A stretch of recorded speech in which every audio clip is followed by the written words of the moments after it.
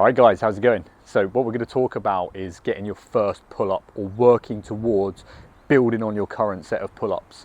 Now, this is a massive focus for a lot of people, and not a lot of us are going about it in the right way. And I know when I've posted some videos previously, some of the stuff may have been a little bit advanced. So we're going to start from like the most basic level, and then you can build on the successes with what I'm going to teach you here and also in other videos as well. Okay, so let's take it now that you can't do any pull-ups whatsoever. First things first, we need to start working on the technique and the form before we do anything. Okay, and to apply simplicity to this, like first and foremost, instead of doing a pull-up in an overhand fashion and wide apart like this, what we'd actually do is work on the chin up. Okay, because this is an easier movement as well. Okay, the hands are a little bit closer, we're using the biceps a lot more, we're using the big back muscles, which are the lats here, and then also we're using the other part of the upper back as well. Okay, so we're going to start with that one. Now, if you can't even pull yourself up in the first place, what we need to do is work on getting stronger in certain movements. And there's two things really. One will be the negative part of the movement, so the eccentric, the lowering phase of the movement, and also we use something called isometrics to hold in that position to get strong in various points. And there'll be a sticking point within your pull-ups. If we're looking at like levers and the angles, there's going to be a part in the movement which is going to be the most difficult to get through, and that's because of the angles. But if we can strengthen that area, which we can, then we'll become stronger and more fluid in the movement. All right, so there's two things here that we're really going to work on, all right, to get our first sort of chin up and then work towards getting pull-ups. So number one is what we're going to do is going to focus on that negative movement. So we're going to jump up. Okay, obviously if the bar is just off the ground, you won't need to jump so much, but then what we're going to do is jump up into the movement and then focus on that lowering phase.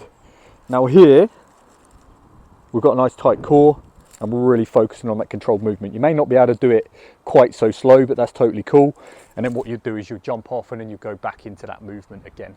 Okay, so you're just working on jumping up with that momentum and then smooth and controlled on the way down. Okay, so we're only focusing on that lowering phase at the moment. Clearly I can't really do that too well. This is a little bit too high for me, but if we were to use that for example, would jump up with the momentum and go down. Technically you could even use a box or something to stand on just to get you into that position of jumping up and then lowering down. Okay, so it's going to get us stronger in that lowering phase, which is massively important. Okay, and then what we could do off the back of that is really start focusing on slower on the way up. I've done a video using the bands as well, wrapping that into your feet to help with that. But if you just jump up, lower, step back, jump up, lower down, repeat that maybe 5 to 6 times, having rest in between, you're going to get stronger in that lowering phase. All right, and eventually you'll be able to get your first pull-up, all right, through lots of repetition. Now there's other things we can do like inverted rows, accessory work, like face pulls and things like that can really help strengthen that, but we really do need the weight behind it. Okay, things we can do with the band is go higher reps, lighter weight, but when you're doing a pull-up, you're going to be lifting your total body weight. So we need to get stronger on that concentric, that lowering phase, and then we can start working on that upward phase as well. Now, a minute ago, I spoke about the sticking point within the angle. If you watch my pull-up now, there'll be a point where I slow down. Okay, so if you look, if I just do this slowly, around about here, because the angle is the greatest, so that's going to be the most amount of struggle, and then you pull through and it's relatively easy. So what we can do is we can do static holds in this position. Okay, so bent arm, dead hang. We can even do it this way to get stronger, and this is focusing on biceps, forearm, fingertip strength, core, and then what we can do is just slowly ease out of that and then jump down and then shake off, and we can repeat that a number of times as well. Okay, so there's two real tips there that I want you to start working on over the coming weeks. You're probably going to be like, oh, how many sets am I going to do? How many reps am I going to do? Well, to be honest, this really depends on where you're at and how many reps you're looking to achieve over time. Small doses consistently over time will equate to bigger results than just doing this really intensely for the next few weeks. So you could incorporate this into a warm-up or as a bit of a finisher. Maybe do 5 reps of the eccentric ones. Maybe do 5-second hold 5 times, or whatever you can manage.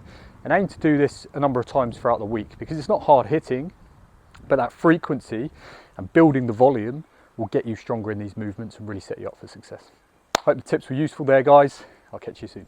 Okay, here's a few key pointers for working on your form when you're doing pull-ups, because this is really, really important. I see a lot of people just flailing their bodies and raising their knee or doing kipping pull-ups, and they're not really legitimate, to be honest, and you're not really going to maximize your strength gains.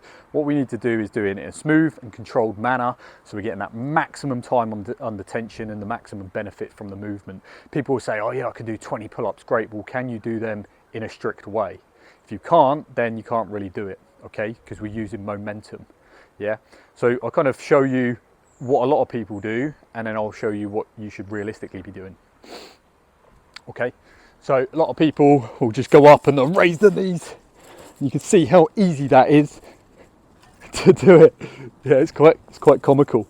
But if we really slow it down now and we keep a tight core, legs are straight, glutes are on, so we've got a nice straight body, and then we're pulling up into that position there, and then lowering down.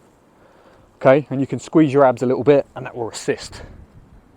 And then we're lowering down.